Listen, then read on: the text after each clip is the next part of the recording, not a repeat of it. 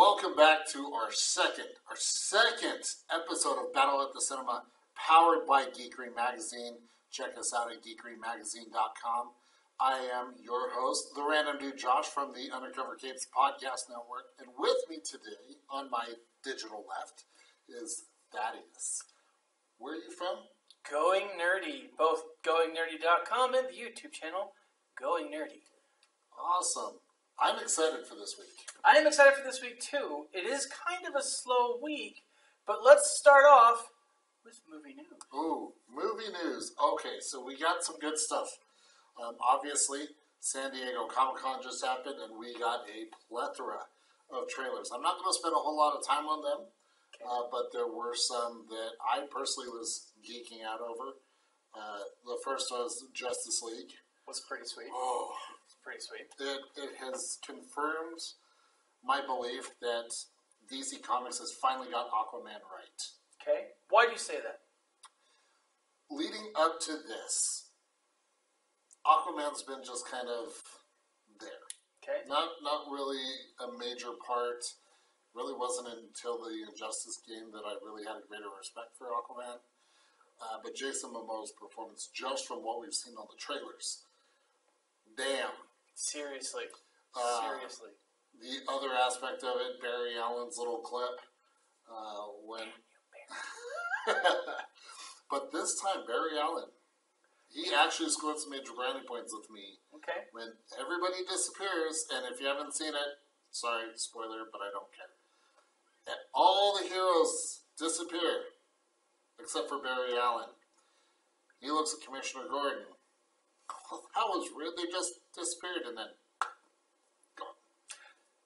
So is this a lead-in to Flashpoint? Oh, well. Or am I opening up a can of worms? You totally opened up a can of worms, because that was actually the other piece of news that we got out of San Diego Comic-Con was the title for the Flash movie, Flashpoint. I'm very excited. I hope that with this movie that they actually bring the actor who played Thomas Wayne in Batman v Superman to be the Flashpoint Batman, who we know as Thomas Wayne. So if you've never actually seen the Flashpoint Paradox, watch that animated movie. You'll know what I'm talking about. It's wonderful. It's the best Flash story. Jeffrey Dean Morgan, I believe is the name of that actor. Yes. If you're a fan of The Walking Dead, he is Negan from The Walking Dead. Also, if you like... He was the comedian in Watchmen. Yeah. Oh, that was my first introduction to him as an actor, and yeah. Loved him. A lot of hate goes around for the Watchmen movie, but I loved it. The book's awesome. I like the movie, too. Yeah. But I thought he did a great job as a comedian. We also got to see Thor, Ragnarok. Oh. All right, so initial reaction on the Hulk. I loved, again, spoilers, I loved the moment where Thor and the Hulk are talking. Mm-hmm. I like seeing the Hulk speaking because it's fun. And it's not the caveman. Yeah. He actually had a little more intelligence. Yeah, and that's nice to see the Hulk kind of engaging. I do like the back and forth between Bruce Banner and Thor when Bruce is like, "Did I win?" And Thor's like, "Yeah, I totally did." Totally did. He's probably gonna get his butt kicked because it's the Hulk. But that's okay. Yeah, seriously. I like it. I'm excited for it. Like, I'm really excited for the movie. I hope they do a better job than some other recent Marvel movies that shall go unnamed. Damn Barry Allen. Freaking Barry Allen ruins everything. That's got to be the ongoing joke on this show is damn you, Barry Allen. Damn you, Barry Allen. This one I'm on the fence about. I'm excited for it. I like the incorporation of the 70s aspect of Thor. Yeah, that's really interesting. I like the color schemes, the back and forth. I love his hair. I once had hair like that. Me too. Not anymore. I used to have long, flowing locks. And then they were, the ravages of time. It happens. It does. But I do love the look of everything. It does have that very 70-ish style show, or at least look to it, which making the arena of the Ragnarok, or the arena of the battle between back and forth. And I'm not familiar with Thor Ragnarok or I'm not either. Or Planet Hulk, which I think this is the movie. This movie is what that's being based off of. Yeah. But like I like that aspect because it is a TV style show. Then you have like the Thor battle thing going. I like that. I think that's really cool. But well, and I think it's different for Thor's character. It's always been very dark and broody and very serious. And Chris Hemsworth's performance, from what I'm seeing thus far, is going to evolve the character more than what we've seen in the past. Which I hope so. That dark and broody, which was the tone of the second movie, and I feel like it fell flat. I wasn't a huge fan of Thor Dark World, I believe it was called. I didn't even watch it. That in itself should say something. I loved the first movie. I thought it was fun. I thought it was engaging. I love Natalie Portman. I think she's a great actress. I think she's beautiful. She will always be Padme Amidala to me. No matter what she does, Black Swan, I just thought that was weird that she cheated on Anakin. But, like, she's always Padme. But I loved her in Thor. I thought she was great. It was cheesy. It bridged the gaps. That 70s theme, though, I think is going to play into the connection that we will. I'm calling it now. We will see the Guardians of the Galaxy connect with Thor. Okay, I can see that. It would make sense. It's our first interdimensional film, or I say first interdimensional film. Thor in and of itself is an interdimensional film. Yeah. But like it's building that universe in a way that when the next movie comes out, Civil War. No, not Civil War. Infinity War. Bringing in Thanos, it would make sense for Thor or someone in the Avengers to know or have been connected with the Guardians of the Galaxy before. Yeah. Otherwise, it doesn't make sense. And that's very valid because we know the Guardians and the Avengers will be in Infinity War. And Spider-Man. Speaking of Josh Brolin, he's definitely double dipping with Marvel, both playing Thanos, but he's also playing as Cable. So he's definitely been very busy on the Marvel front. Yep. I'm very intrigued to see how Deadpool 2 is going to incorporate an origin with the character of Cable. Break that fourth wall, man. Break it hard.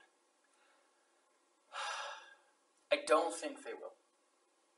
I don't think they're going to include the origin. I think they're going to give him some backstory, obviously, but not a ton. I do think, obviously, with Deadpool, they are going to break the fourth wall. It's going to happen. And I think that's what we're going to get. Yeah. It's going to be a very small portion of the movie. Which it should be. Yeah.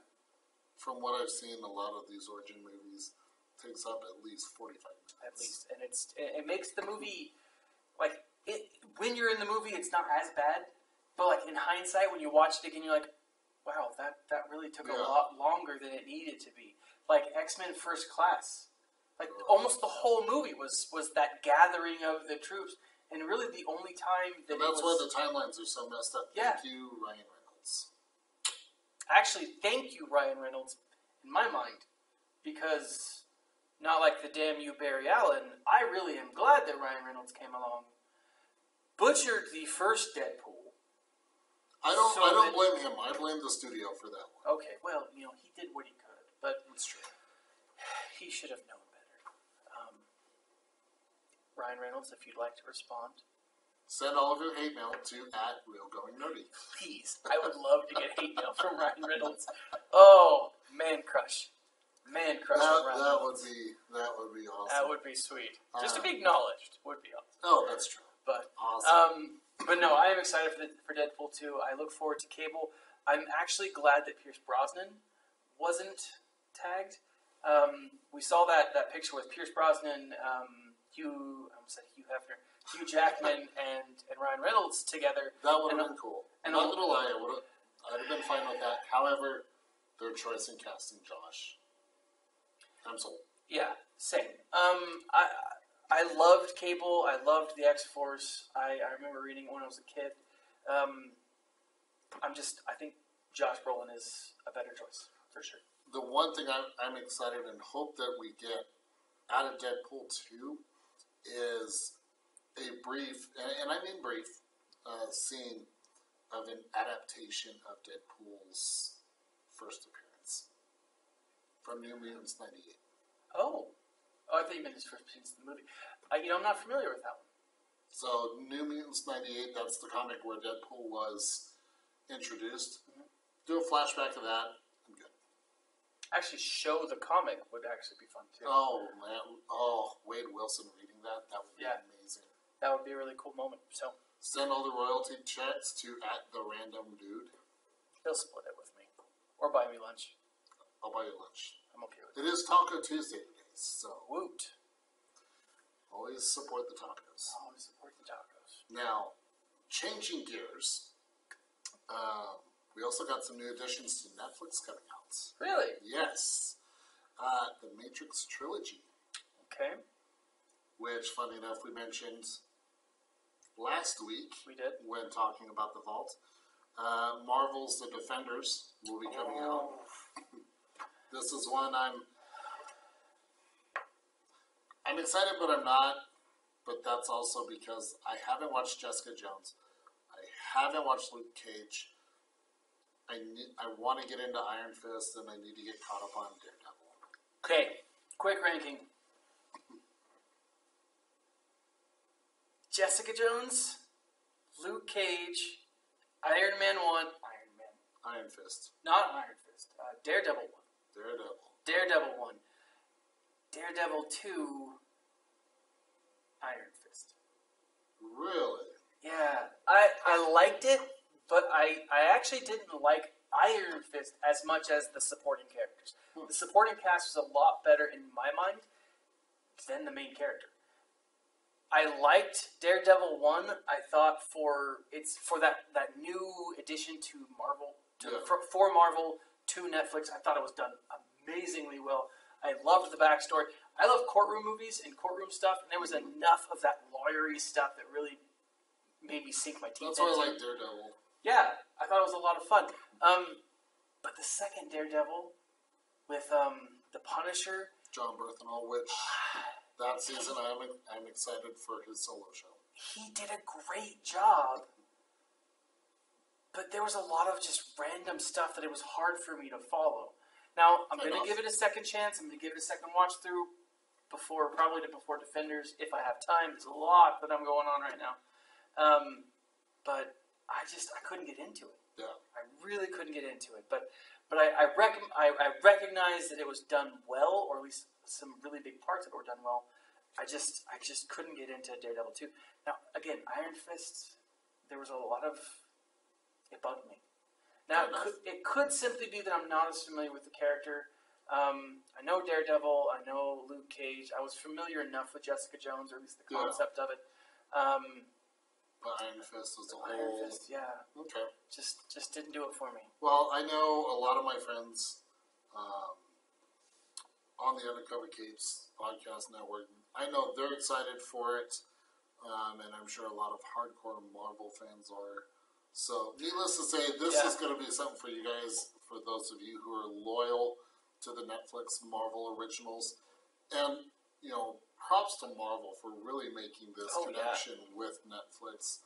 It really has served them well. Yeah. To really take these characters and expand on them and not be subject to network television rules or following the powers that be. Agreed. They really have a lot more to expand the characters and really bring them to life. Yeah. Now, I will say, though, that I am excited for Defenders. Like, I'm really looking forward to it because I think it's going to do great. Because it has those characters that I do like, I feel like hopefully they're going to flesh out Iron Fist a little more. Yeah. I look forward to that. Now, just a side note, what I love about what Marvel's doing is it's paving the way for other Disney-related entities to join Netflix, to have Netflix original showings. And what I want from them is a Star Wars show just on Netflix that has that same tone, that same overview, or the same feeling that these Marvel shows. You know have. what I would love to see, if we're gonna speculate, I would love to see a show of a character being raised as a Sith. That would be sweet. Because we always see the Jedi being trained. We see the good guys. But taking the approach of what Battlefront 2 is doing. True. I want to see a Sith Lord go through that process. And really then make the Jedi appear as the bad guy. Yeah. And that would definitely be an interesting take on it. And I think if any platform could do it, it would be Netflix. I agree. Kingdom Hearts would be good too. That would be interesting. Loved the first game, couldn't get in the second one. I haven't played any of them, but I have a great appreciation for them. So okay, all right. But yeah, as far as news goes, that's what we have. Now, moving on, we are going to be looking at last week's stats, or the stats for last week's movies. And should we talk about how we performed? All right. So if you guys remember, we made some predictions. And I will be the first to admit, oh man, was I wrong. Yep. In some areas. Others, I was right. But for the most part, I blew it. Now, we both did choose the number one pick, and that was Dunkirk. Yep. Dunkirk performed amazingly well, in my mind, especially for a PG-13 movie about war. Now, I haven't seen it yet. I might get a chance to see it this week, maybe not. It made over $50 million opening It did weekend. really, really well. Yeah. Again, it's a Christopher Nolan movie. True. He does take a lot of care in really creating that experience. So in that respect, I'm not surprised. Mm-hmm. Although I was surprised a little bit that at a couple of the other movies. But Dunkirk, we both called that one. Yep. That was... So right now we are tied 1-1. Right, number two. So number two was that was a flop. Not gonna lie. In fact, we were talking before the show and we were looking at the numbers, and we hung our head in shame. Mm-hmm. I had said that it was going to be Spider-Man. You thought it was going to be Planet of the Apes. However, we were off. We were definitely off. We were off by about $30.3 million with Girls Trip.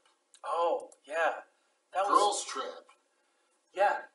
I made the mistake of thinking of Girls Trip like the movie Rough Night. Now, Rough Night, for those of you who don't know, was a Scarlett Johansson movie. Very similar plot lines, very similar structure. Girls go out to get back together after a long time and regroup, get to know each other, have fun. Bad things happen. I saw Scarlett Johansson. Scarlett Johansson is the Black Widow. That's all she is right now. Now, I know she's a lot more than that, but right now that's all she is, right? And her leading a comedy failed. I looked it up today. 8 million opening night, 21 million total. It has been a flop. Technically, it's not a flop because she did 21 million and it cost 20 million. I assumed that would have the same impact, or that Girls Night. He made a $30 million assumption and lost. And lost hard. Oh my goodness. Definitely one of those, I think people may have taken our suggestion. Guys encouraging their wives, girlfriends, go out, have a night out. Good job, guys. So props to you. Thank you. But man, 30 million. We did not expect that at all. Yeah. Now, because of that, the rest of our numbers are a little off. Little. Yeah, so coming in third was Spider-Man. which you put above your other ones. So I had Spider-Man as the number 2. Yeah, and I had him as 3. So I think he gets that one, and I lose. No, I lost. Did we both lose? No, you got it right. Did I? Because Spider-Man came in the 3rd. Aha! I said it was 2nd. So. That's right. So I did get it right. So I just you wanted are now him. up 2-1. I just wanted him to admit it. Yeah. So Spider-Man came in with $22 million this last weekend, making its grand total, I think, $251 million over its run. So go Spidey. Yay. Yeah, I'll be doing a movie review of Spider-Man in the next couple of days, but it's good. It is. It's good. It follows. Did you get a chance to see it yet? Not yet. It is on the docket. If you do also want to hear another review, head over to undercovercapes.com.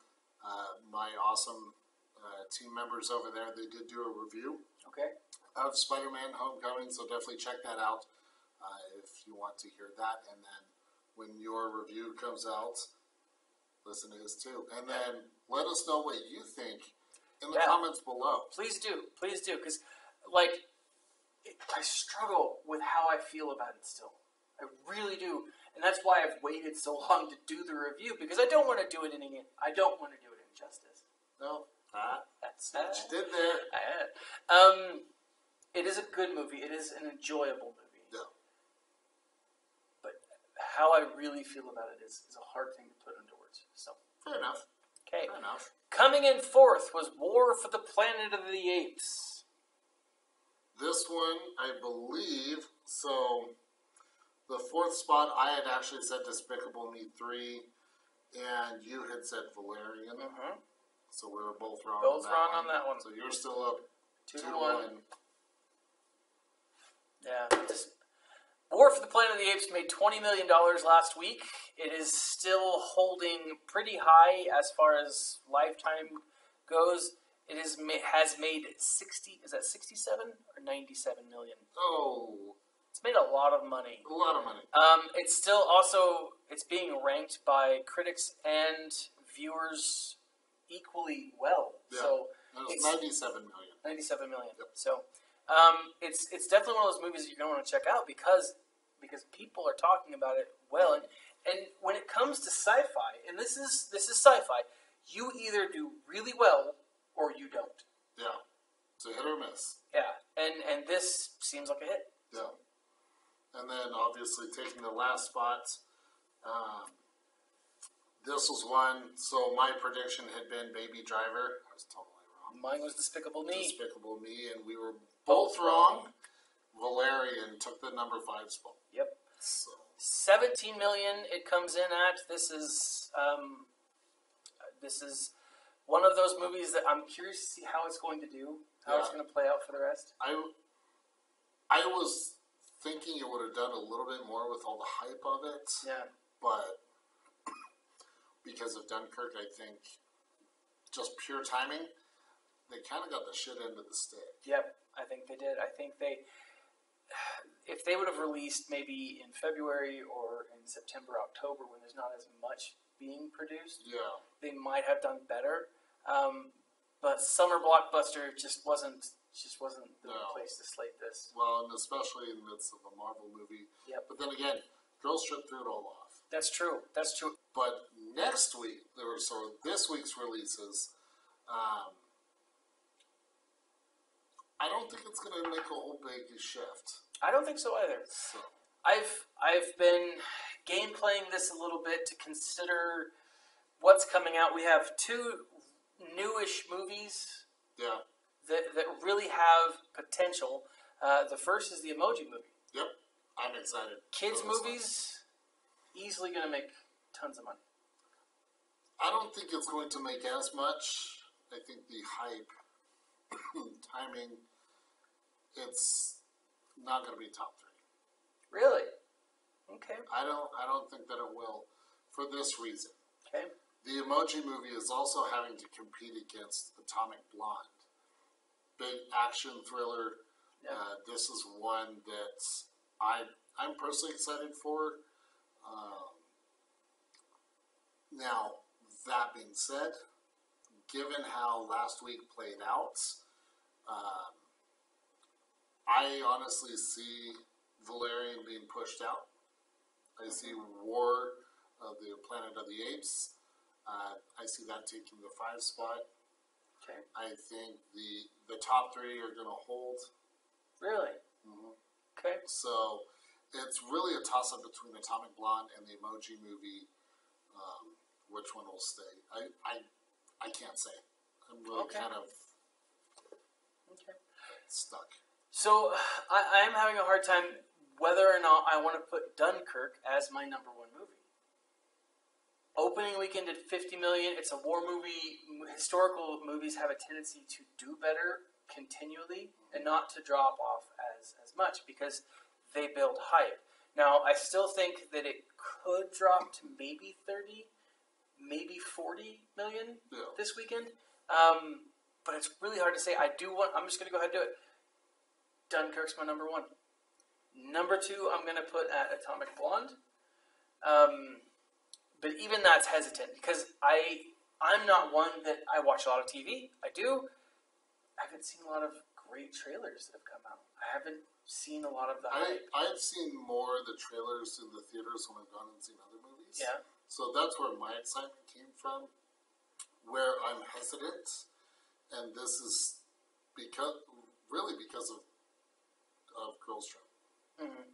Girls Trip has made me very unsure on how that's going to compete. Dunkirk definitely going to be first. I'm just going to say it. Atomic Blonde's going to take second. Okay. Girls Trip will drop down to third. And then Spider-Man Homecoming will be fourth, with the Emoji Movie taking the 5th spot. Oh, wow. That bad, huh? See, cartoons have done really well in the last few months. They usually open up. I think the last big successful kids movie, Boss Baby, did better than Cars 3. That's true. But didn't Despicable Me come out at like Despicable Me 3? That one was higher. Yeah. And so, but that had a little more hype. It had brand recognition. This is new. The lead character is the same voice of the guy from Big Hero 6. He's also the bartender from the first Deadpool movie. I forget his name. Oh, Seth or Zach or something. He's a funny guy, but I don't know if he can hold.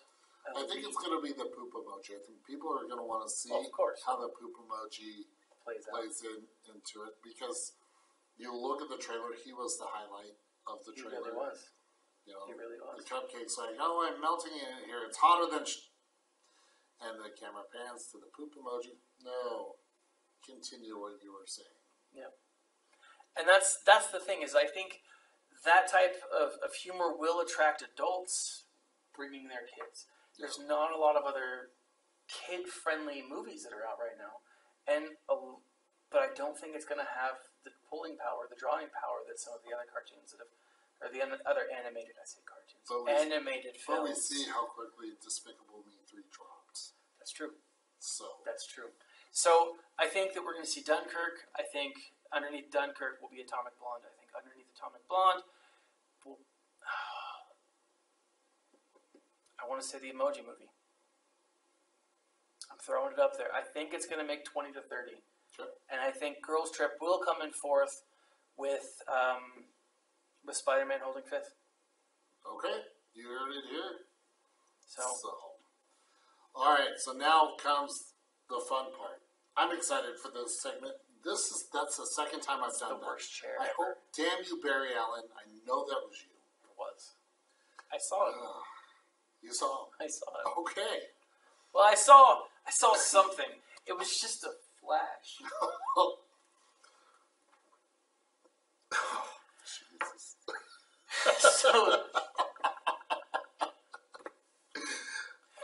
Dad jokes for days. On that note, let's jump into a vault. Let's go to the vault. Yeah.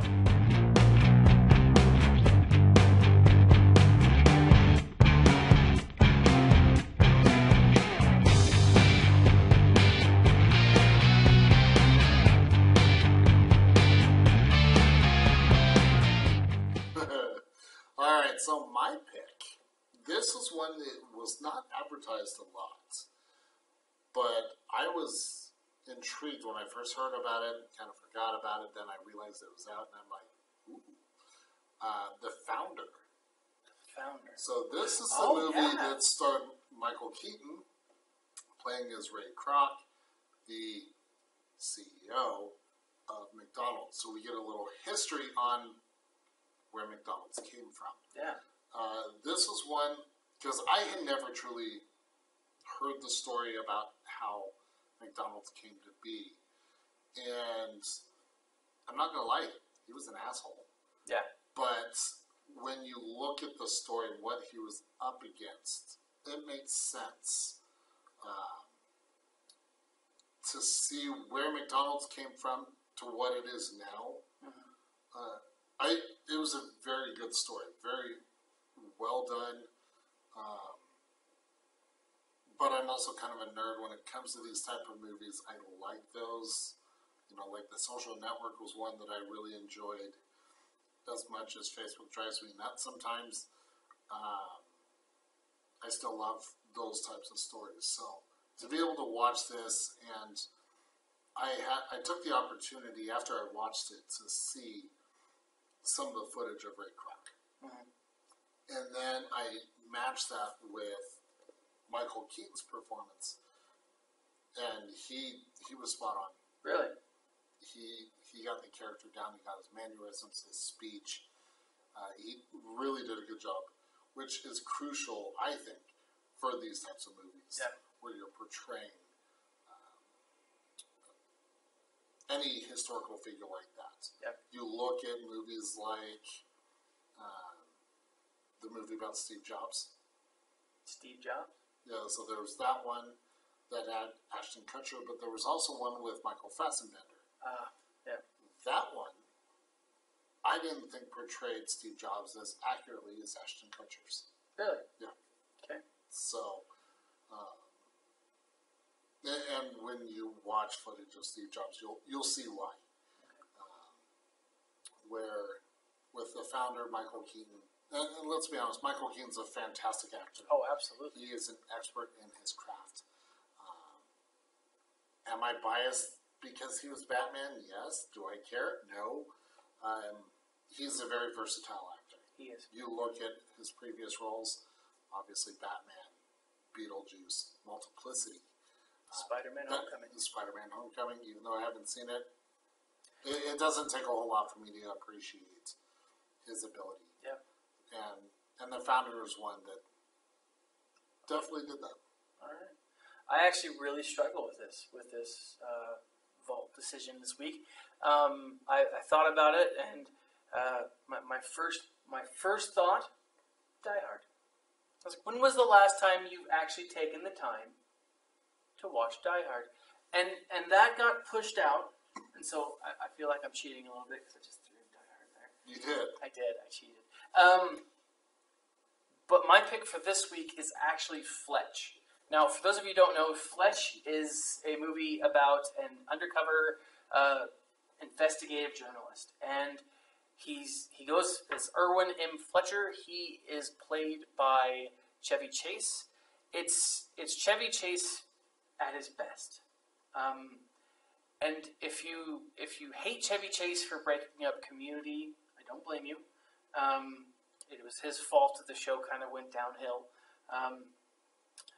But his early career, this is an early 80s, late 80s movie.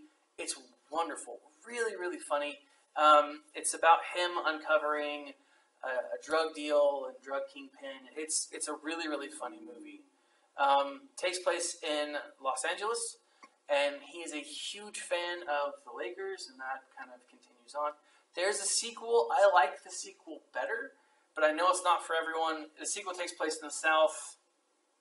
I'm from the South. It just makes sense. I like it a little better. But Fletch really sets the tone. And what's really cool about Fletch is I've seen allusions to Fletch in dozens of other movies and American TV Gangster. shows. Yeah.